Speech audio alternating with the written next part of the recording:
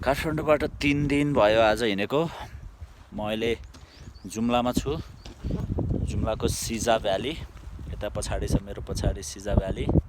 गहुँ पाकिरहेछ, अझै पाक्दैछ। यहाँ चाहिँ ढिलो पाक्छ हाई अल्टिच्युडमा भएको भएर। यो मेरो बाइक जस राम्रो साथ दिइरहेछ अहिलेसम्म।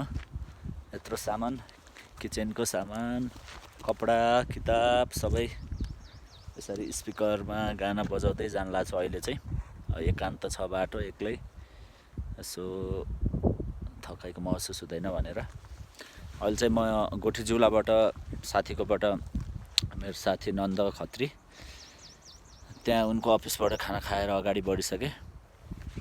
अब यता हो जाने। यो चाहिँ रारा जाने बाटो, यही हो।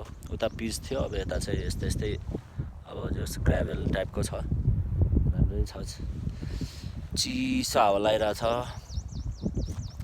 चिसो हावाले चाहिँ थकाइ महसुस अलिक कम हुने रहेछ।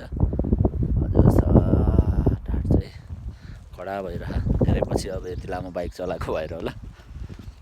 अब जान पर्यो। जस अब बाटो अलि कच्चा कच्चा भएको हुनाले बुढीले चाहिँ अब यसरी सेफ्टी गार्ड किनिदिएको थिइन्। खोजी खोजी कता कता टेकु गएर यसरी लगाएको छु, सुरक्षित छु जे होस्। अब जान पर्यो। बेलुका कति बजी पुगिन्छ मगु? 1-2 बज्छ होला सायद, ढिलो गयो भने। नत्र ठिकै छ बाटो, सजिलोले जानु पर्यो। यस्तै छ जिन्दगी, यस्तै रहेछ। कहिले तराई, कहिले पहाड, कहिले हिमाल गर्दै, डाँडा भन्ज्याङ चौतारी गर्दै, यसैलाई भन्छ जिन्दगी।